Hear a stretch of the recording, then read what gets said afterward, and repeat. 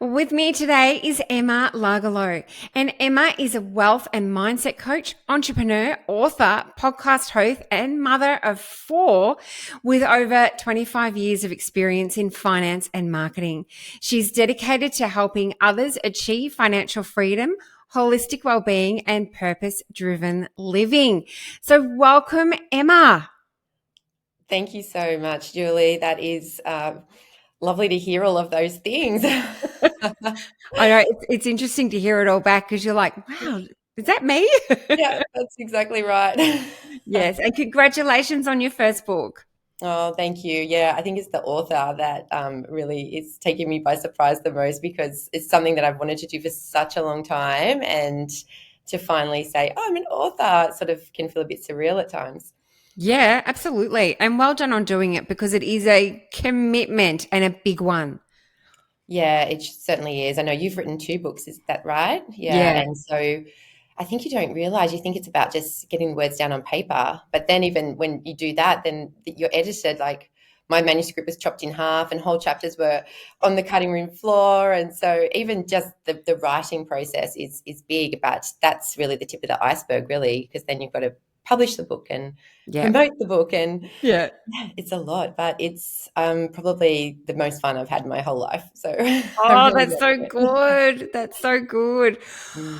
Okay, so let's talk about it. So, Worthy and Wealthy, which I absolutely love the title, it really challenges the traditional definition of wealth. So, can you share what inspired you to redefine wealth beyond money? Yes, so it's really interesting because I think working in banking and finance, and my husband, he's a stockbroker, and so there is so much around that material wealth. And Mm, I'll be happy when I retire or when I pay the mortgage and all of those things. And I think for me, it was really the catalyst was the pandemic when that came along, and we all had a chance to sort of slow down. And for me, it gave me a really great opportunity to just pause and reflect on whether this, constant striving to get to that, that finish line, was I really enjoying the now and the day to day. And I started to enjoy the day to day when I did slow down and I had more time with my family. And mm, I really just thought, there's more to life than really just chasing the dollar all the time. And we could look back. We're not even guaranteed, we could get to that retirement or whatever, and we're not even guaranteed that we'll, have be around to enjoy it. So it really made me want to think about how can we enjoy right now. And so I explored working with some coaches, and it was also coming up because I did want to write a book. I started writing a book when I was 25, and it's always been on my heart to write a book.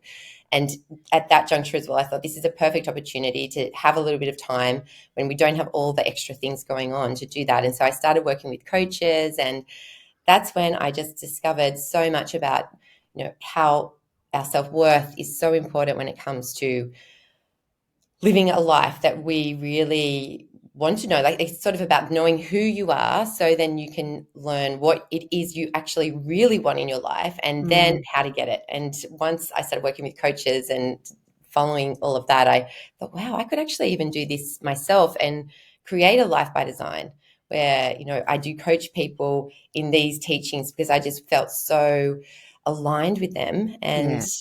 realize that money is still such an important piece of the puzzle. In my book, there's a whole chapter on being, financially empowered and all of that. But there's other pillars that I think are equally important to creating a really rich and meaningful life. Yes, yes. The pandemic was so important for many of us, and like a real, I suppose, awakening, as you've described for you, to realize what's really important and to realign our priorities in line with that. But what I love is that you have stuck to that. So pandemic, been and gone, but you're still living in alignment with that. And I think that's what a lot of people would love to be doing, but perhaps have fallen back into that old, busy vortex. I've got to do, and be everywhere and do everything. So kudos to you for actually sticking with it.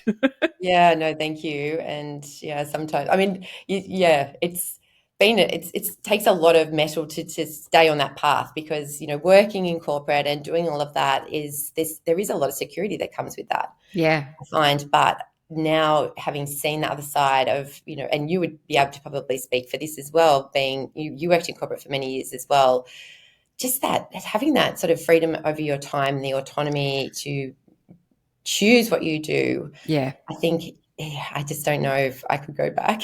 No, I think I'll be the world's worst employee now.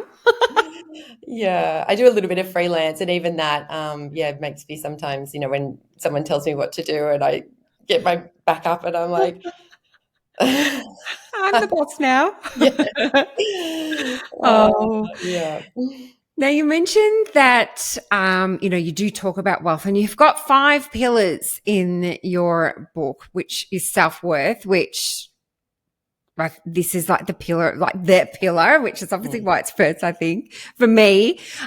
Purpose, well-being, financial empowerment, and time freedom. Mhm. So which of these do you think that leaders struggle with the most, and why do you think they do? Yes. So this is a great question, and it really made me think. I straight away went to time because I feel like leaders have, they're just doing so much, and Mm, time can be, really hard to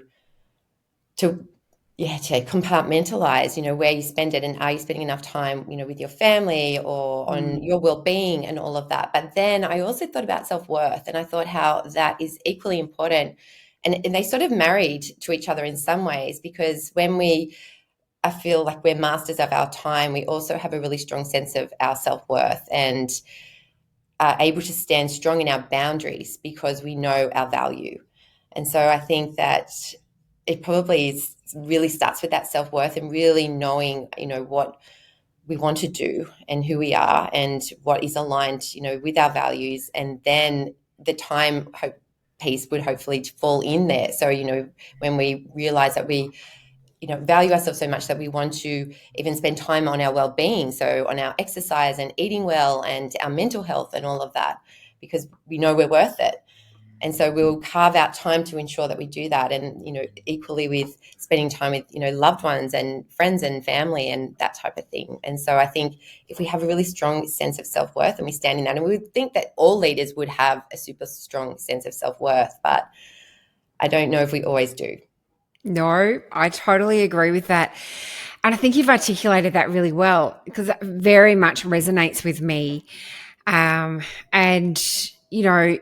is very much aligned to a lot of the conversations that I have because people always complain that they don't have enough time to do what's really important to them. So that the exercise, the self-care, that there's a whole lot of guilt around it, or just simply stopping to think and to breathe.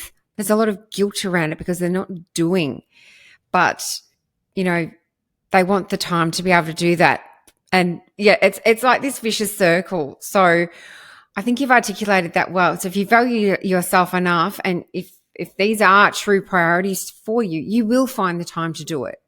Yeah, I think that's really true. You'll make the time, and be really intentional about all the things that you're doing, because I think that's another thing that we can often waste so much time because we're procrastinating because maybe we're not doing the things that we really want to be doing, and then we feel guilty, so we sit there procrastinating even more before, and then we miss that walk in the middle of the day that we could potentially do because we've been procrastinating all that time. So Yes. yeah, so it's hard. It really is hard to be, I like how you talk a lot about self-leadership in this podcast, and that is really what we need to be first. And that Yeah. really is tied so much to that self-worth, because if we know who we are, then we can, lead ourselves. We can be aware of all the things that might derail us or trigger us. And and then Yeah, more absolutely. time. More time, more time. We need to create it. It's just never Mm, going to show up. no. So, talking about self worth, because I want to explore that a little bit more, you really talk about breaking free from limiting beliefs as a major theme in your book, which is, of course, going to create the freedom in so many aspects of life. What are the most common self-worth beliefs that hold people back? So I think really it comes back to, that I have to work really hard to succeed. And Mm, I think that that can push people into just that constant grind. And as you were talking about before, the do, and to prove themselves. mm, And so, working hard for success, I think is can be a bit of a limiting belief that nothing's going to come easily. And I thought about how can you reframe that, and it's it could be some affirmations where success comes to me with ease and flow, and mm, yeah, that type of thing. But it's really hard in this, where I think we believe we're going to get promoted because we do so much and we're so capable and all of that. But then potentially we could be burning ourselves out. But ultimately, I think any of these beliefs, like I have to work hard for success, is comes back to, and many limiting beliefs is I'm not good enough. yeah. And so I just have to keep proving myself because I'm not good enough. And yeah, I need to do these things. And I think so many of our limiting beliefs can just come back to that really simple, I'm not good enough. And when we can look at that and rather than just say I'm not good enough, unpack it and really say, why am I not good enough? Why do I think I'm not good enough Mm, to get that promotion or be able to do that role or complete that project or write that email, whatever it is. And I think it is our limiting beliefs that are holding us back, because I think if we really start to dig into it, we will see that we probably are. Maybe we need to ask for help. Maybe we need to get on to Google and, and chat GPT even. yeah. Let's bounce these ideas around. Yeah, to help us rather than letting that just be like a sort of a roadblock or a brick wall of like, oh, I'm not good enough, or I'm scared to try that because I've never done it before. Mm, And yeah, I think that it's really about when those feelings come up for you, then it's about really trying to look at them and unpack them and why do I feel like that? What is it exactly that I don't think I can do about yeah. this Yeah. task? Why couldn't I go for that job? Why Mm, can't I lead these people?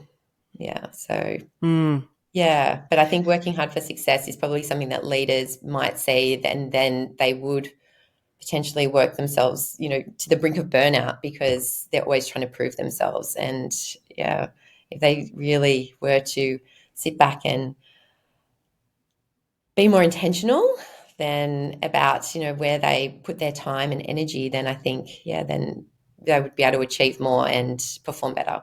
yeah. Yeah. That's a really good point. And, the rise of the rate of burnout is really, is proof to what you're saying there. So is that what you suggest people to do to shift the belief? It's just to really unpack it, to Mm. really explore, okay, so, why do I have this belief?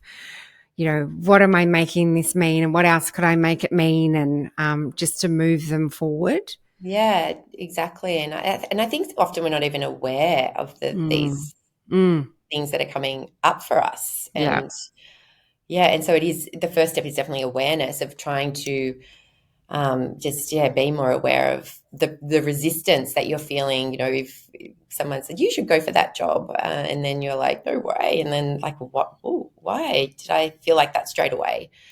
And, Yes. yeah, and so then it's exploring it, and then potentially reframing some of those limiting beliefs to be more positive. Yes. Yes. Absolutely. Or optimistic. Yeah, Sometimes people definitely. are really, sometimes positivity, like jar people. It's like, oh, Mm. overly, overly positive. What do they call it? Toxic Yeah, positivity. yeah, Let's okay. yeah, So let's change it to be optimistic then. yeah, um, yeah, yeah. Give yeah, yourself yeah, hope. totally. Yeah. In my Mm, book, I have a character called Jules, and yeah, I mean, she was really, afraid.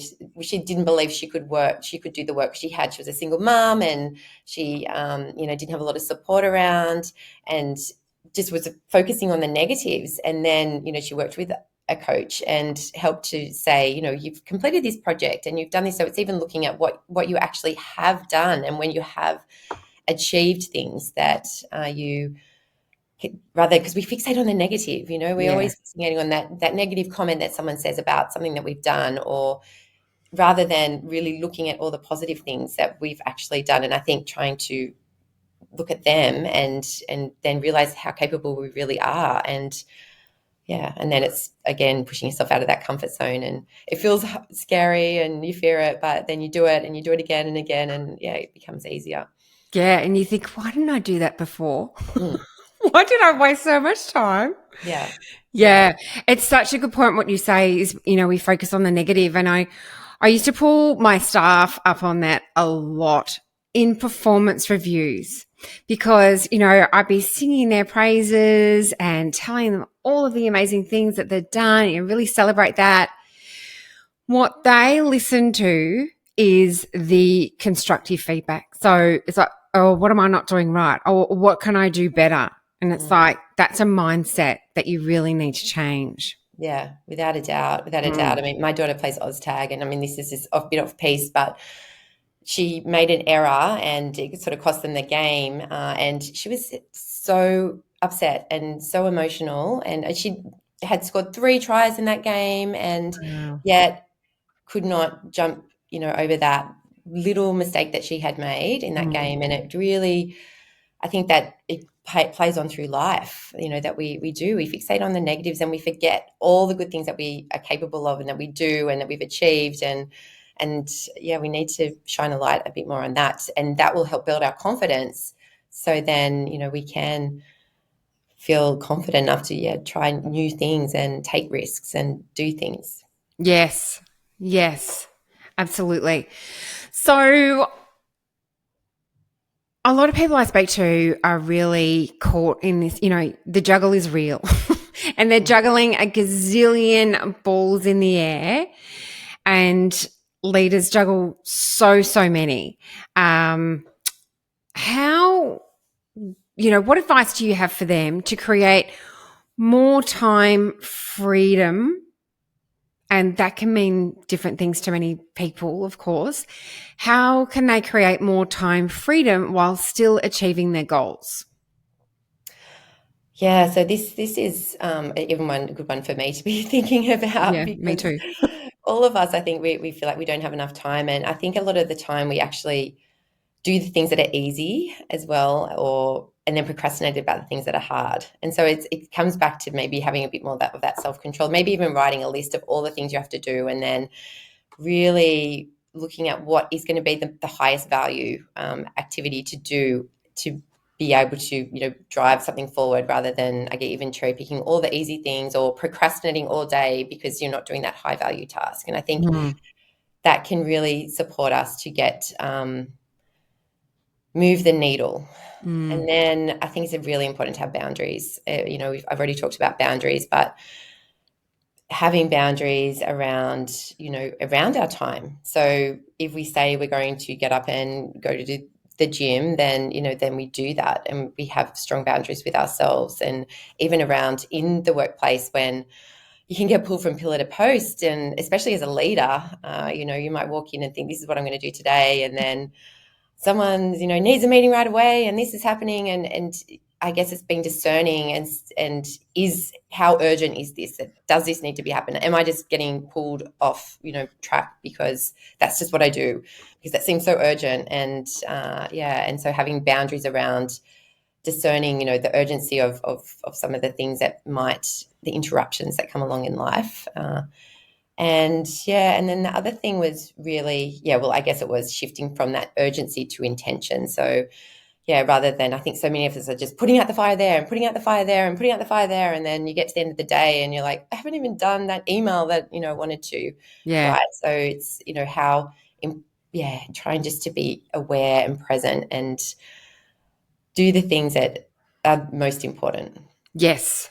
Yes. That urgent versus important. It's Mm, always something that can be a struggle when, you've got when the day implodes sometimes. mm, mm.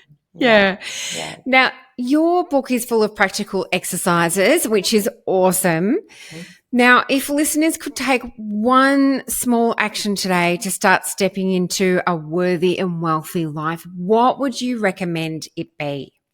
So this is like choosing your favorite thing from the book. Yeah, my favorite thing. I know. Well, yeah, well, I mean, I love a values exercise. That is probably my favorite thing. I think that is so amazing because often we don't even know what are our values. What even is a value? A lot of people are really unsure. And like a value is, the things that they're like the goalposts or the signposts that we have in us that really are our essence and, guide us. And I think knowing our values can be so empowering to even when you get triggered by someone Yeah. now rather than getting triggered and being angry and like you know I feel a bit more curious, and even I can see humor in it, like, oh, they're triggering me, like, so then I look at what are my values compared to their values, and it can really support me not to turn it into a big anger thing or whatever like that. So I think, Mm, and then when you're making decisions, I think it can be really helpful to know what your values are. So mine, for instance, creativity and connection and things like that. And so knowing that they're the things that light me up in life. Leaving a legacy.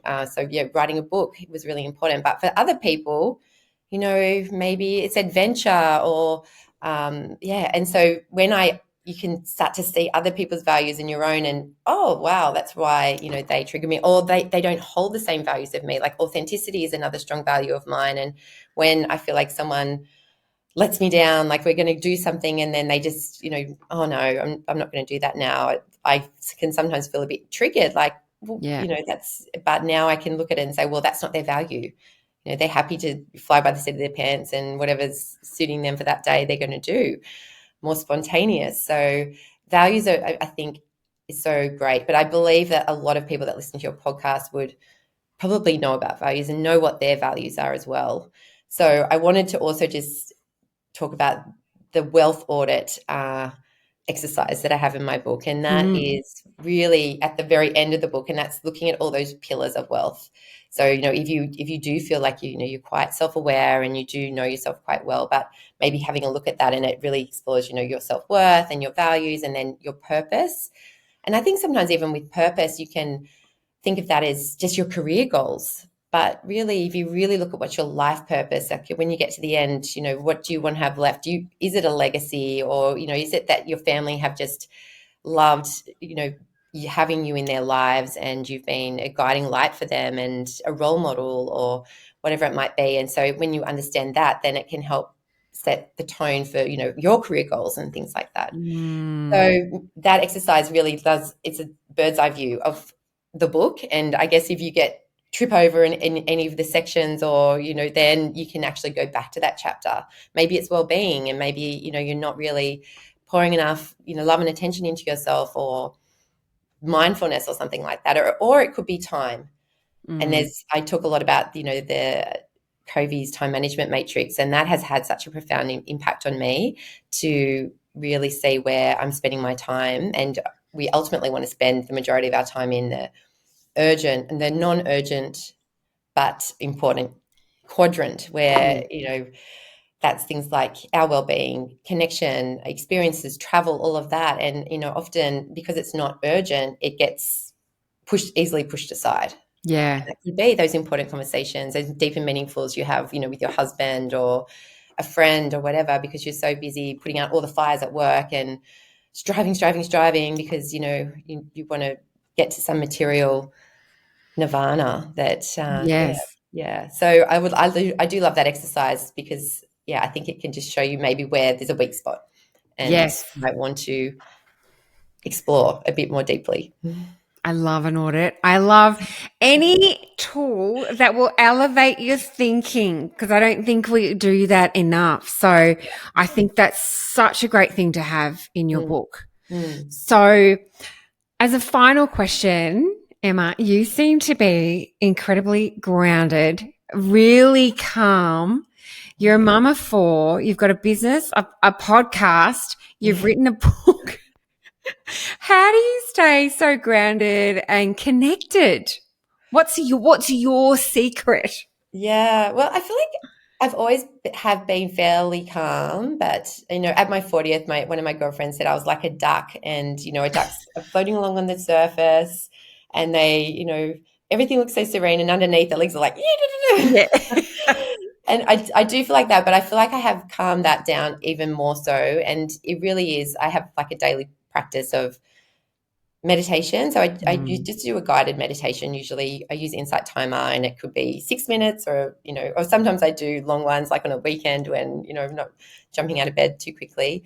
And then I just write one page in an A5 journal, and it's just like a brain dump of whatever's going on, for me, whether I'm feeling a bit resentful about something, or, oh my gosh, I've got so much on my plate. It can be even a to-do list, or something's great, or, I'm a bit sad, or whatever it is. And it just really helps to get it out of my head and onto paper, and it seems to have less power over me. But I always finish with 3 things that I'm grateful for. And I love that, because you can be feeling a bit down, or not things Yeah. aren't going well, but there's always something you can be grateful for, and it can just help flick that switch a little bit into more just happy and grateful. And and so that has really supported me. And I mean, I can do sometimes that whole thing. I could do a 2-minute meditation and in 5 to 7 minutes, but it really just helps me just start the day in a really grounded way. The Yes. first thing, rather than even looking at my phone and all of a sudden getting social media or the news coming straight at me, it's just to really center myself and check in with how I'm feeling. And I can see that it definitely has really supported me to show up in a less reactive way, I would say, Yeah. to life. Yes. And I can imagine, or you can tell me, does that make you feel more in control of your day? Yeah, well, I guess it helps me be more intentional, and where we're talking about that, like the high value activities that I want to achieve for that day. And just to feel, definitely more in control, like of, what I want to get done, and what I have to get done. Because, sometimes you can be like not sure of all the things, and that can even lead to that bit of anxiety, or, being out of control, because, and you're not sure what is required of you for that day. And of course, there's things that are going to come along, and I do blow my stack without a doubt. Like, and not as much as I used to, but every now and again, something will just, I walk into the kitchen and it's just like, I've got uni students here and it's a bombshell. I just cleaned it like 3 times that day already. And so we're all human, but I definitely feel that it's not sweating the small stuff as much as I used to, like fixating on just those little things that can annoy me. It's sort of more being, just, I don't know, floating through it a little bit more. Yeah. I love that. I love that. And thank you for sharing your practice, because, with everything you've got on the go, if you can create the time for that, I feel like that gives people hope that they can do it too. So, Yeah. yeah. Thank you. Thank you so much, Julie. It's been really, lovely having this conversation. And I'm so excited to explore your work a little bit more as well. I've been loving listening to your podcast and some of the guests, and you've got such great questions that are really thought-provoking. So, thank you. Thanks, Emma. And I'll be sharing the links where people can get in contact with you and to grab a copy of your book that they need to read. So, and I'll be sharing that on the show notes. So, Emma, thank you so much for being part of Leading You today. Thanks, Julie. And thanks, everyone, for listening. Thanks.